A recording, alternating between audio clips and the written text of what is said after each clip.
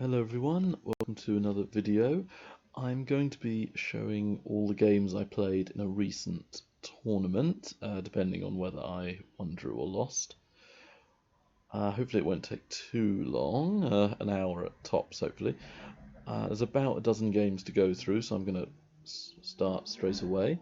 These games were all 7 minutes plus 5 seconds increment, but with berserking as an option, I berserked every game, so I had 3.5 minutes no increment. This game I played at f4. They do a kind of from gambit that I don't accept, and then I do accept a bit later. d6, so we're going into a kind of from gambit line with knight c6 being inserted for black. So I play e3, knight f6, bishop b5. So I'm basically attempting to castle very early in the match. And bishop d7 to break the pin, knight c3, a6. I decide to give the bishop pair, which probably isn't the right move, but as I'm playing at blitz speed, I'm essentially just trying to trade off pieces, go into an ending where I feel like less analysis is required and my kind of intuition will win the game, which may be a recurring theme in these matches. Knight d7 was played. I'm not sure about this move. Maybe knight e5 is the plan. I play e4 to stop black's light square bishop being too powerful. Then gain a tempo on the queen, and essentially play queen e1, trying to play queen h4, getting a kingside initiative. Black trades. I essentially am trying to get 2 bishops off black, and I decide to immediately capture. Maybe this is not correct because I haven't developed the rest of my pieces very clearly. Pawn takes looks a bit weird though, and I played queen h4, and I've missed a tactic, I think. Oh wait, was it here? No, it wasn't here. No, it was the previous move. I think after knight takes d6, black may have had moves like h6, potentially, and then stuff like bishop takes f3 when I move my bishop. It got really complicated. But I guess actually now I look at it, I could always play something along the lines of bishop e7, or just give up the piece and play knight to e4, because I just won the piece on d6. So it's actually not so bad. Anyway. Queen h4, h6, bishop f4, so they can't take on f3 twice, taking advantage of my pinned g2 pawn. Rook e8, bishop g3 to make sure the bishop's sufficiently protected. Knight f6, improving the knight, and I improve my final piece, the rook. So it looks like this game may end up trading off all the pieces and going into a dull type of position. But I improve. I don't really want opposite bishops on the board forever, so if I can trade off their light square bishop. The black queen captures my pawn, but the queen is kind of offside. All the action is on the king side, so the queen looks strange on a2. I capture a pawn to maintain material equality. If queen d5, I can take their bishop, so I won't lose the piece. Black trades on e1, so I take as well. Then rook f7 to save the rook. This looks very odd for their rook to go to f7, not to e8. My assumption is they want to keep pieces on to make the game complicated and possibly win. I trade, then play queen c4. This essentially just trades into the ending, as I was attempting to do. And despite the fact that I've doubled my own pawns, so my pawn advantage doesn't look as good anymore, the fact is black has 2 weak pawns that are isolated. So I prevent knight d5, then swing my rook over. I'm happy trading pawns actually, because the c6 pawn will not be defendable. That's what happens. Black goes for a trick with knight e4. The idea is rook b1 mate. So I don't fall for it. I play h3, rook c2, and again trade pawns. So I've now got a majority of 1-0. So my majority is unassailable at the moment. I check, and king e6 is played, so I'm now very willing to keep trading pawns, because I believe at the end of the sequence, as happens here, black, if they take the d6 pawn, they lose h6, I'll be 2 pawns up, and if they go rook h4, I can still go like rook g6 or pawn d7, and the same kind of thing will occur. So the game ended with me blundering, naturally. I took the pawn, I then was on autopilot, so when they played king f4, I did not play the best move. I played king h2 and they resigned. But can you see the best move in this position? Yeah, rook h4 will skewer the king to the rook. However, king g3 is a nice little trap. So, you have to be really, really careful. I was actually tricking you a little bit there.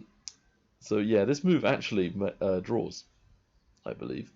Because if I take the rook, it's stalemate. And if I go rook g4 check, which is probably the best chance I have, there'll be a lot of trades, and I don't win the king and pawn ending.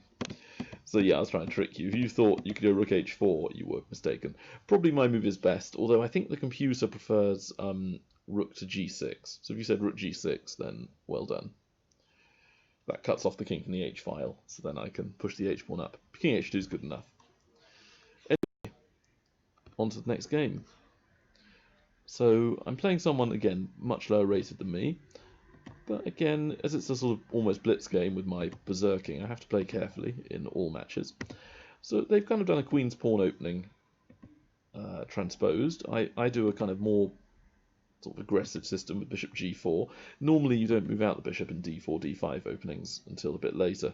Apart from, I think the Tarrasch, you play it, the bishop f5 at like move 7, I think. But anyway, I trade the two bishops off again. That seems to be a theme. The idea is that I give up my light squared bishop, put all my pawns on light squares in the centre, and therefore my lack of a light squared bishop is compensated by my strong pawn chain. The rest of my pieces are very harmonious right now. So I want to play the move pawn e5, but there's no rush to play it. So first, rook e8, white castles. They've got a very simple kind of fianchetto setup, which is solid for white, but in my experience, it's not that easy to gain advantage when you're white in these positions. So queen e7, again, e5 is the idea. The thing is, with queen c7, white can go pawn to c5, and then my bishop has to run to f8 and look silly. But now when they go c5, bishop c7, I'm still controlling e5 with the bishop and pointing towards their king. b4, white's going for queenside play, which is a bit slow, but assuming white keeps a small initiative, by about move 20 or so, white will be solid and a bit better, I'd expect. But I quickly get in my pawn break with e5, then take with a knight. I want to keep at least one bishop on the board. And white then shores up with bishop d4. This move I don't like as much, because the bishop to me isn't really any better on d4 than it is on b2. So this move feels like a waste of time. I take the time to get the bishop pair back, or at least to remove white's bishop pair. Then knight e4, improving my knight.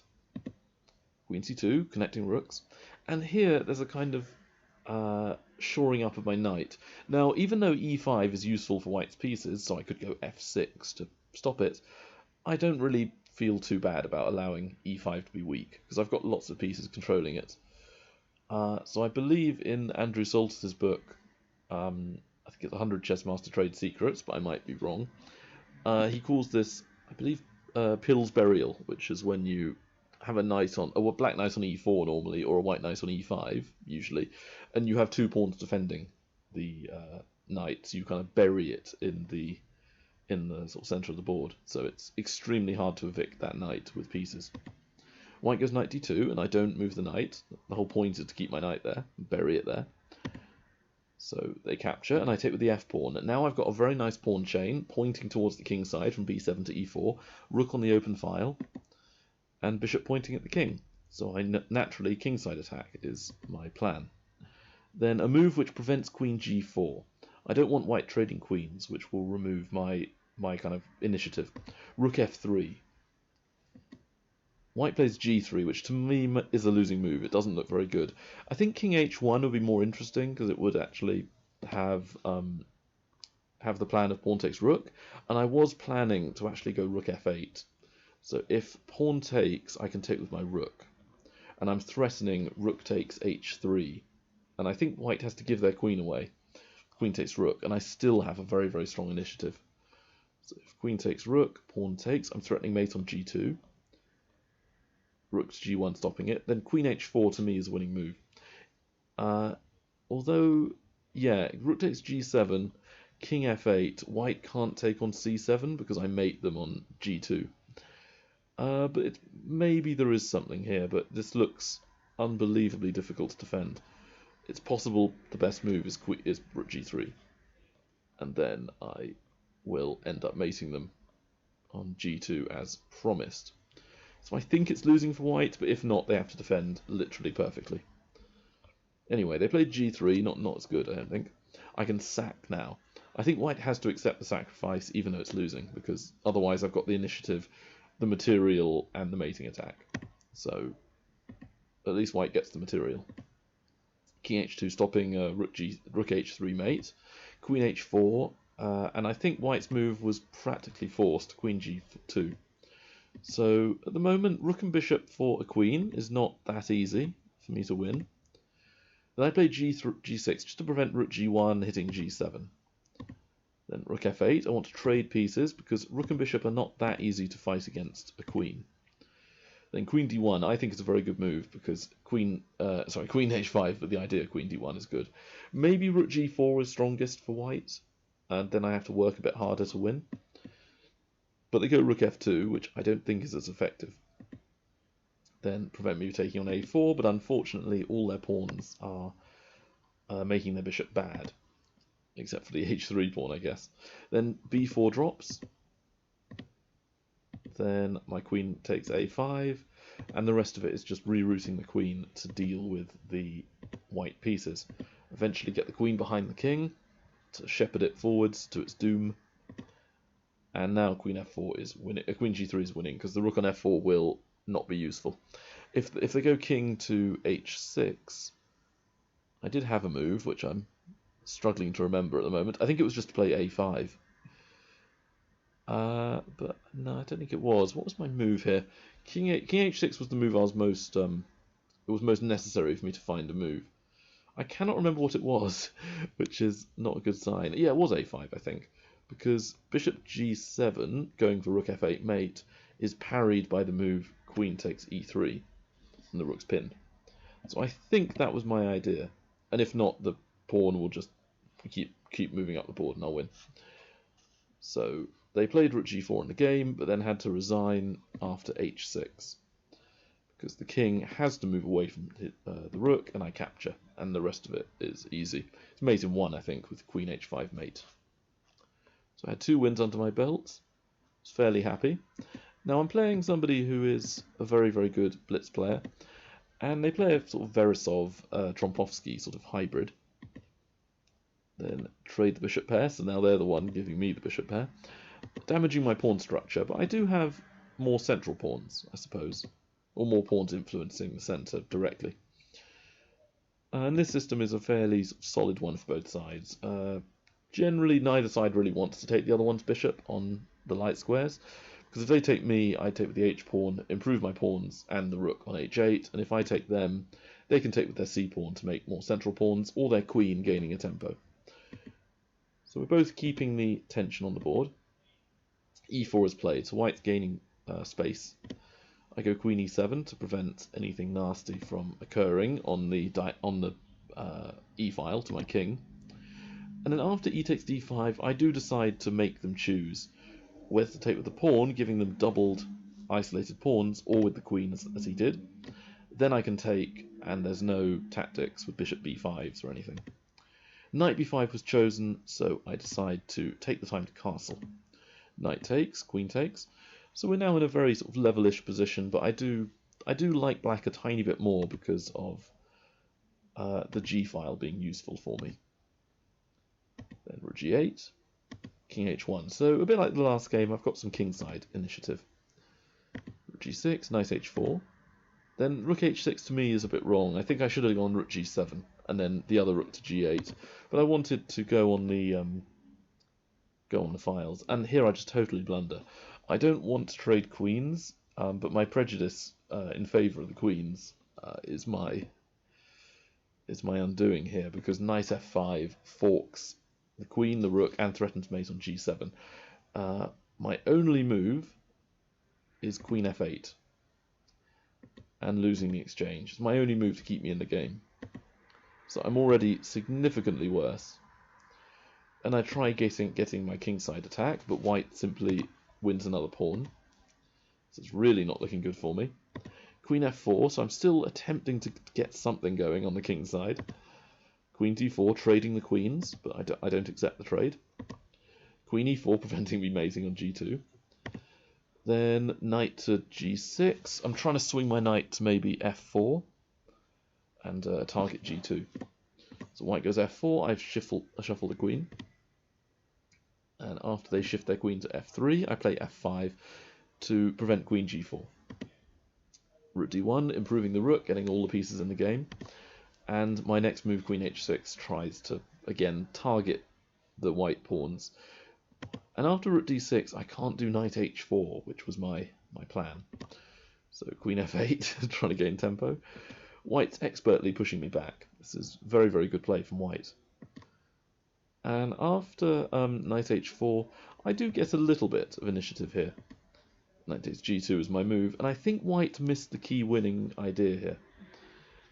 They probably thought they were winning completely and didn't have to do anything complicated. But in my opinion, rook d8 is just completely winning. I can't do queen. Well, I could, but queen takes, rook takes, rook takes, check, and I lose the knight. So I can't trade everything. And if I go queen, say g7, which is a solid move, then there's some very simple options. For example, rook takes rook is very, very easy to play. Whichever way I take, they can force the queens off, and I'm just the exchange down, or worse. So, for example, if queen takes, I think rook g8, g1 is actually winning for white. And if I do king takes, again, I think I lose with just the very nice queen d8, and then maybe just queen g5. Trading queens also is completely winning. But if I block, rook d8 is mate, and if I go here, there might be a mate with queen f6, but if there isn't, then queen takes g2 is easily winning the game. But white sacked their queen. They were hoping for a tactic after rook d8. They were thinking that if I did queen takes rook, rook takes, they would be winning a rook for nothing. But in that position and in the one I do, I have rook g8, which now makes it a little bit difficult for white. They're still better because of my bad pawns, but it's now a game that I can actually play. So rook d8. I needed to get my king active on g7, by the way. I couldn't let f7 drop because of mostly my king position. Then king here. They're trying to save b2, but I check, and then a5. Rook b5, attacking both pawns, king g6. I'm trying to use my kingside majority as best I can, as well as improving the king. Then they trade, and I don't take h3. Even though it gives me a passed pawn, they'd have 3 connected passes, which is too much. So rook takes b2. If all the pawns on the king side vanished and my king teleported to, say, b7, it's actually a draw, technically, because those 2 disconnected pawns on the h file and f file, or on the a and c file, are extremely difficult to play, and their bad coordination allows black to often draw matches. So I was slightly hopeful, and I now do try to race one of my own pawns up the board to get counterplay. Then here, very important move. If I play h5, then rook c4, I believe, is winning. So first, I need to prevent rook c4. So check, then rook c1, and this just gives me enough time, I think, to play h5, c6, h4, rook c4, and I think I could play rook to b1 and possibly get a draw with rook b4, but there was also the possibility that king a6 was winning for reasons. So rook to b1, this is what I didn't like. King to a6, then I need to prevent the go to the b file to prevent the c pawn queening. So here I'll go, I don't know, anywhere, rook c8 say. King over. It doesn't really matter if I take or not, because they're going to promote. And the thing is that my pawn is just not fast enough. If I push it up, white wins the pawn, and if I push my king up, the white can just race their a pawn up. And then the moment I start pushing my pawn, their rook can give itself up for the h pawn, push the a pawn and win. So I had to trade rooks, then push my pawn, and I'm just on time, but I'm still in a worse position because of their passer on the a file. So white keeps checking me, and I'm also down quite low on time. I'm down to about a minute. So I prevent all the checks. I think maybe I have a chance to win if they play imprecisely, which is exactly what happens. It's extremely difficult to hold this ending, and I think that my king is in the perfect place, though. That's the good thing. Normally you actually want your king as far away from the A pawn as you can, and you put it on either h5 or h4, so that whenever white blocks a check, there will almost never be an occasion where it's like pinning my queen or putting me in check with a block. But with my f pawns on the board, there's no queen block that puts me in check anyway. So this is almost definitely a draw. But I then saw I could win the f pawn, and it's almost definitely still a draw. So I thought, I could try getting counterplay here. I push the f pawn up, and then they keep checking me, which is perfectly understandable. And I don't take the queen because they take with the a pawn, and it looked awkward. So what I saw was that I kind of had to trade queens anyway, so we actually get the same position.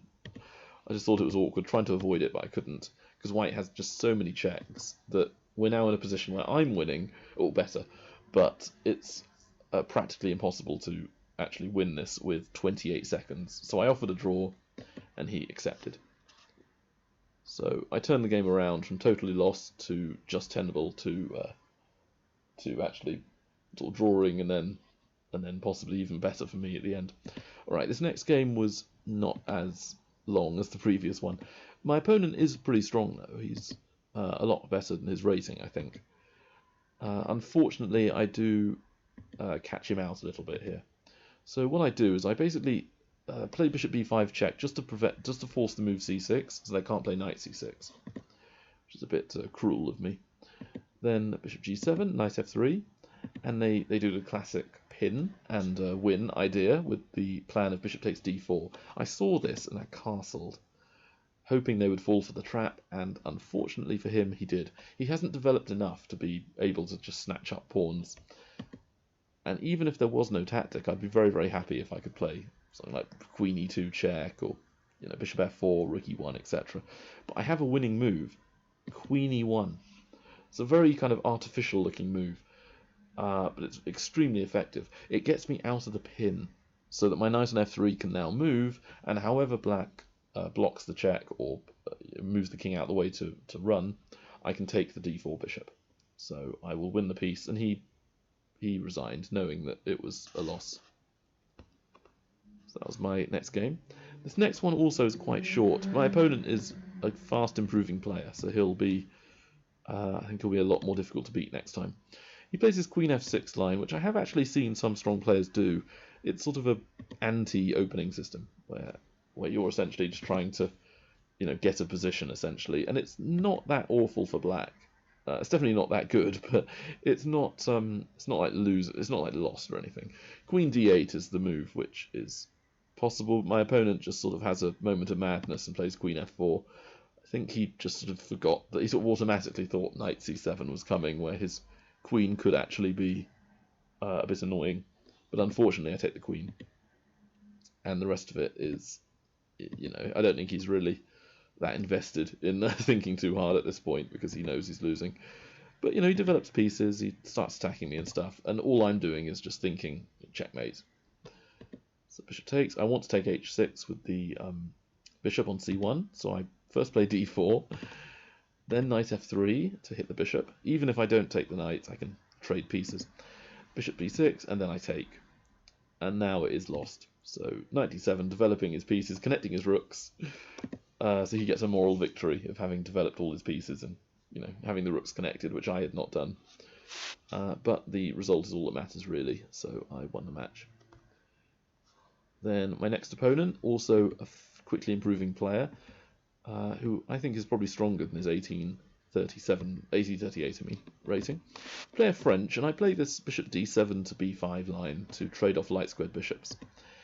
It's not the mainline theory, which is why I quite like it, and also black is not really any worse in this setup. Then knight a3 gaining a tempo is played. So queen b6 is kind of the natural place to put the queen, because it hits d4, which is one of the main attractions of the French, to have that pressure on white's centre. But I play queen a6 to prevent castling. So it's more of a prophylactic move than it is a sort of good move for me. But it also, my queen's quite good, and it instead of improving his pieces, it makes it more difficult. And my plan is essentially to still target d4 with bishop b4. Well, first bishop b4 check, but knight c6 is coming. Bishop d2, and then d4 is slightly less protected. Knight c6 hitting d4, so maybe I can go knight g8 to h6 to f5. But he trades, which I'm not sure is correct, because it improves my knight. Then he thought he could get away with knight c2, trading all the pieces, and then having about a level position. But unfortunately, knight d3 is the fly in the ointment. I win a pawn, make the king terrible. And amazingly, I can't quite see a win. I felt like I was totally winning, but it's difficult to play this. There's always the horrible idea that my queen may get trapped. So rook d1, queen e4, queen takes b7, getting back the material, and I reciprocate with queen f4. Then I want to play rook b8, but it's not an option yet. So my next task is to simply improve and develop the pieces. So I get the king safe, knight e7 is played. He again tries to trade off knights, but I don't allow it. Rook b8 check. And again, I can't see a mate, so I go knight to e3. I'm going to actually cheat for a moment. Not really, but obviously I didn't do this in the game, so it's not really cheating. But I can't see a mate, and neither can the computer, so I'm quite happy with this. Knight e3. Yeah, obviously this is totally winning for me now, but I still just can't see a mate. It's amazing. I've got all these pieces attacking his king, and my king is surprisingly safe, even though it's not castled. So he actually did resign. He knew it was losing. My idea was just to take the rook, which would have been the second best move. But yeah, it's incredible that there was no checkmate, despite his king being terribly weak. So overall, quite a nice match with that knight d3 idea. Now this next one, I felt a little bit bad because my opponent was struggling to win the tournament. I think it was in first place at this exact moment in time. But he had one or two players who were close to catching him. And essentially, if he'd have won this game, he'd have had a very, very good chance of winning the tournament. So again, I berserk, and he did not choose to berserk because he wants to win. And we both have a certain pressure on us because he's a very strong player who has beaten me in the past. And I'm under pressure as well because I've berserked at the same time, because I arrived at the tournament about an hour late, so I only had about 40 minutes to make up all the time and get all the points. So I didn't think I'd win the tournament, but I thought if I came top 5, that would be pretty good. So we're both playing quite quiet setups with Fianchetto systems on the king side. He's doing a sort of English sort of Botvinnik as black, or a sort of modern system, hippopotamus style hedgehog as well. It's sort of a hybrid system of all these different things can happen. And I'm doing a King's Indian attack with f4, so trying to get a kingside attack going. And then he sort of transposes into an English Botvinnik, a tempo down, or 2 tempo down, I guess, because he's black. His e-pawn's moved twice. But on the other hand, I've played it as a bit strangely with my knights on e2 and f3, so maybe this is okay. And I play c3 to prevent knight d4. Now h6 to me doesn't look like the best move. I think what he was trying to do was prevent me ever going bishop g5 or knight g5. So it's a preventative move. But in my opinion, it weakens the king side a bit too much. So I quickly shoved with f5, improving my bishop and making his pieces less less powerful, less mobile.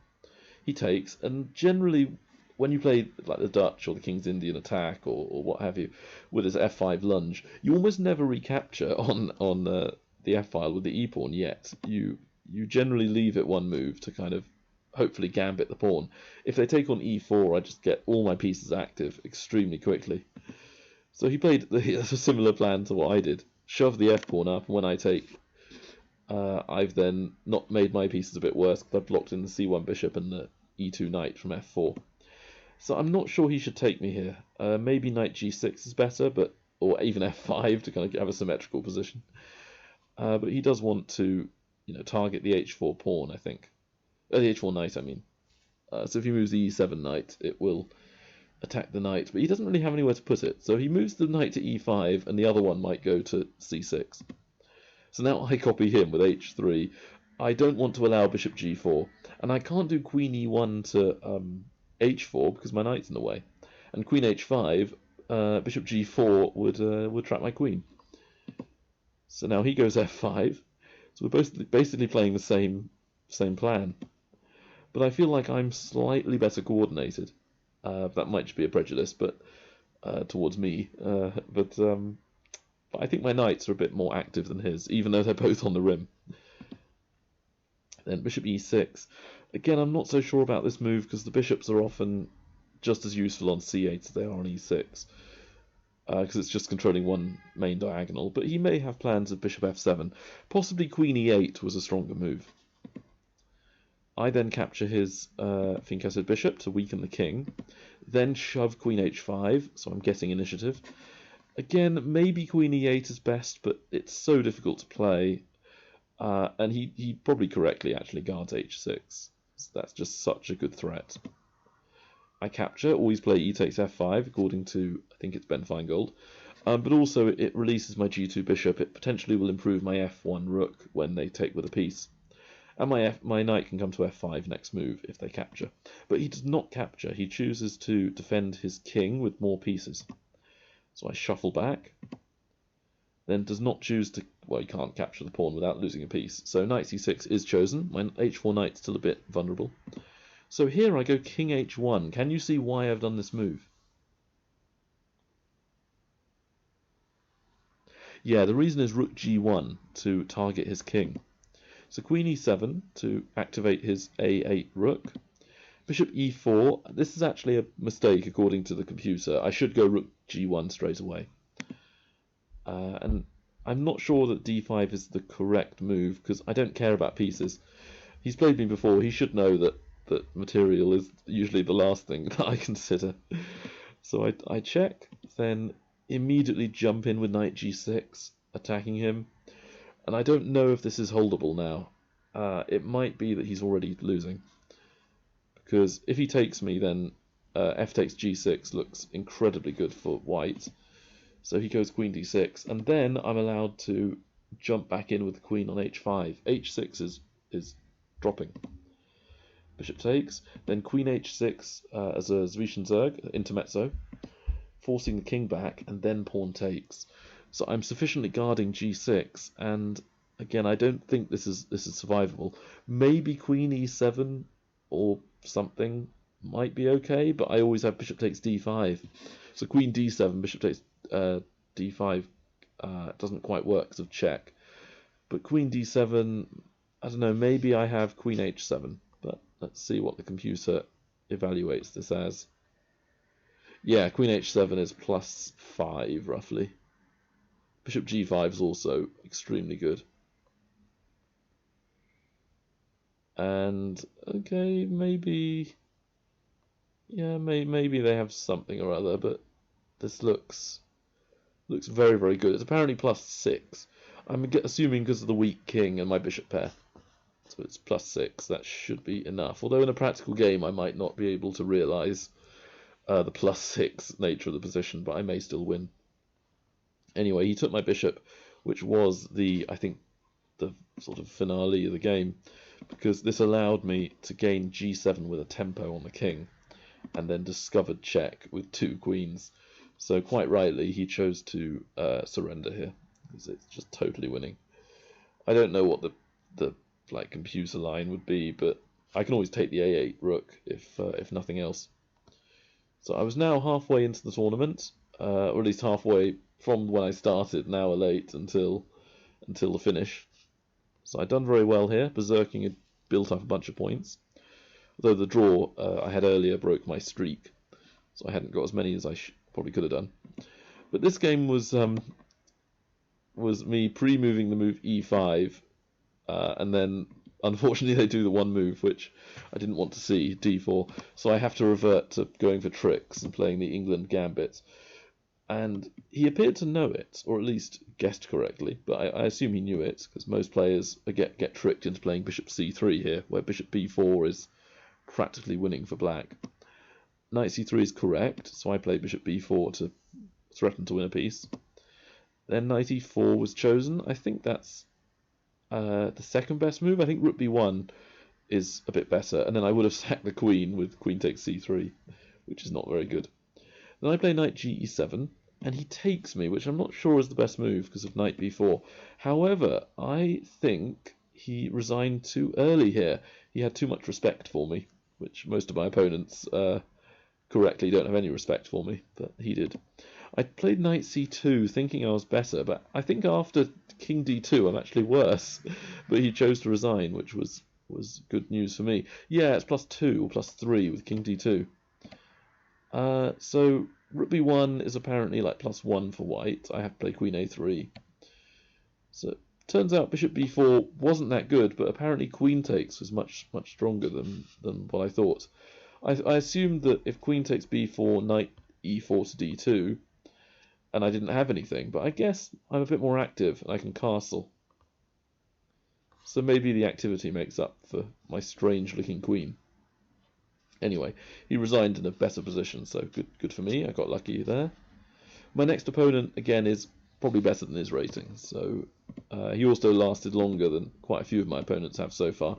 I played a Danish gambit system, which is very good for playing against juniors, usually, because they don't know the system, because the Danish gambit has essentially been refuted for many years. But if black doesn't play precisely from the opening, white can gain initiative extremely fast, as happened here. Black got a bit greedy with knight takes e4, I think. Unless some of you happen to know this is incorrect. Maybe black can play take on e4. I don't know the Danish gambit too well either. I know the refutation with d5 though after bishop takes b2. So maybe this was playable, but I got a very strong initiative. I think king e7 is actually incorrect. Maybe king e8 is better, because then the bishop and queen are not so blocked in. So king f7. I went queen f5 here to try and provoke king g8, and then I have queen d5 checkmate. But he didn't fall for it. King e8 was chosen. Then I go check to induce either king e7 or g6, which would essentially lose the rook. At least I thought it would lose the rook. Then d6, bishop takes rook, bishop d7, and I think that move is losing, but I think the whole position is just a lot worse for black. Here the check is, very bad for black, very good for me. And he chose to block with the bishop, which is a natural move, but it does allow a checkmate due to the pins. So he never really got going with his pieces, which is the point of Danish gambit. Okay, one of my last games. This one was very fast, because my opponent, again, has too much respect for me. Unfortunately, he played a line in the Caro-Kann, which I know really well. So we got to this point, and then can you see what's different than normal about this Caro-Kann position?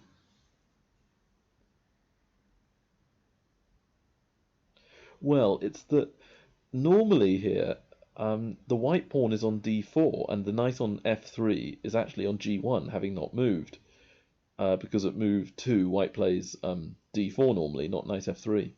So if I play d4, we'll just transpose into the mainline systems with e6, h5, bishop g6, etc. But with knight e5, black is then suddenly worse. And he actually resigned, because I think he may have fallen victim to this once before. If bishop h7, queen h5 threatening mate, so black is essentially forced to play g6 to prevent it. Then instead of queen e2, which looks okay, bishop c4, excellent move, threatening bishop f7 mate, so black does not have time to take my queen. They play e6, then I play queen e2, and I believe one of the only moves that doesn't just lose on the spot is queen c7. If black does a move that's more natural, like knight f6, to develop pieces, knight takes f7, smashing my way through with a fork. And unlike the fried liver, this is like a known win for white. Queen e6, and then mate on f7. So it would have been game over if he'd have done this line. but he resigned to save time. Alright, I had an opponent I played earlier, and I pre-moved to c5, and again d4 was chosen, so I lost the pawn. But this line I'm not so unhappy about, because they can't really hold the pawn. So he naturally gives it back and develops pieces, plays very well. I go for queen b6 to fork the two pawns and hope that he panics and plays like rook b1 or something. But he plays correctly, I think, with with pawn to e3. And I think queen takes b2 is probably not correct, because knight b5 is awkward for me. But I was hoping bishop b4 would be enough to get some sort of compensation. But he plays bishop e5, which is not what I was expecting. I'm not totally sure this is correct because of bishop b4. And then plays rook b1, but it's too late or too early to do this move because c3 drops.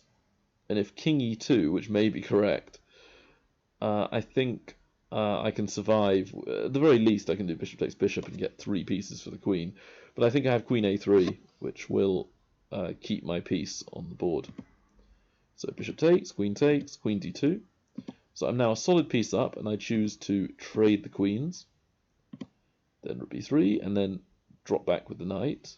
So I've essentially traded off a bunch of pieces, which is ideal. And the rest of it is simply developing the rest of my forces. So I go d5 and gain control of the center, then develop my knight and bishop. He trades, which is perfect for me. Then castles to connect the two rooks. Rook fc8. I still thought maybe I'd be able to get the a rook somehow useful by playing a5 or b5 or something. But yeah, rook to the open file on c8. And then even though I lose a pawn, I don't care too much because I'm a bishop ahead. And also I'm likely to win the pawn back anyway, fairly soon, because of his terribly weak queenside pawns. And that has proven to be true. Then I connect the rooks again on the c-file, doubling up. And I played f5 just to prevent any nasty threats on the back rank or anything. Then take another pawn. I could have gone rook c1 check, though. That was maybe a bit stronger to trade off the rooks more efficiently. But I was hoping to get a quick checkmate with having my rooks on the second rank. My bishop is perfect. It's attacking g2, defending b7, preventing white activating their rooks. And I block it up, so their g5 rook has nowhere to go. Then, even though a6 was probably much better, I don't really care too much because I get to trade off a set of rooks, stay several pawns up, and then try g5 because I thought there must be some sort of mating net here. He checks me, I avoid the checks, then g4, and I couldn't see how to mate him because I thought for some reason that rook h2 was mate, but it's not. King g5, so I decide to push the pawn.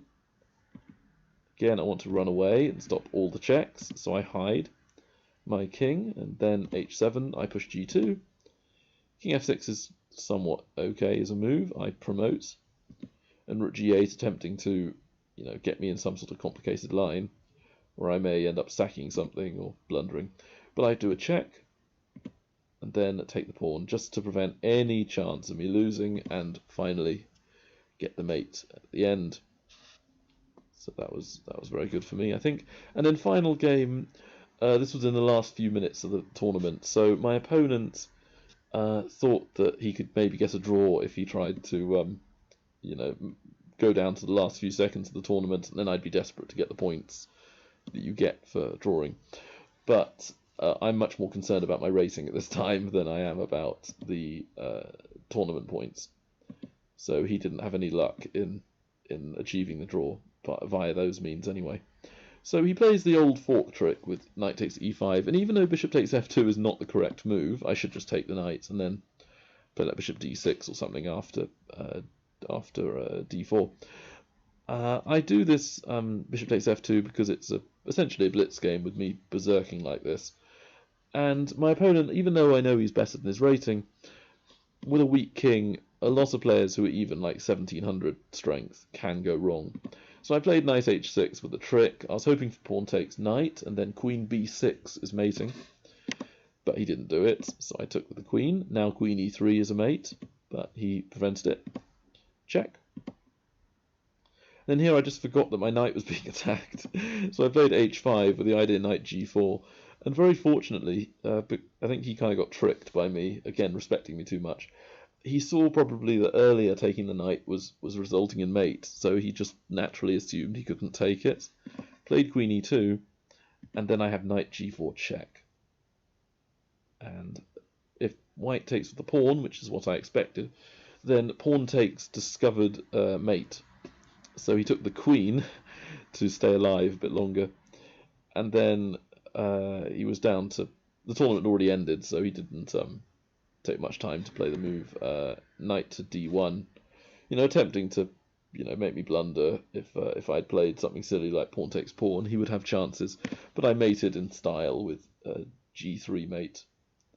So that was the end of my tournament. I ended up coming fourth, although if I'd have won this game in the last few seconds, I think I missed out by like a minute. If I'd have won this game, I would have come third. So overall, for having missed over half the tournament, not bad. And I only drew one game and won the rest against a mixture of players between like 1500. What was it? Lowest rated was like 1200, but is playing a lot stronger than that. And the highest rated player was over 2200, but probably could be a bit stronger than that as well on Lichess. So those are my games. I hope you found them entertaining or interesting or something. And I'll see you in the next video.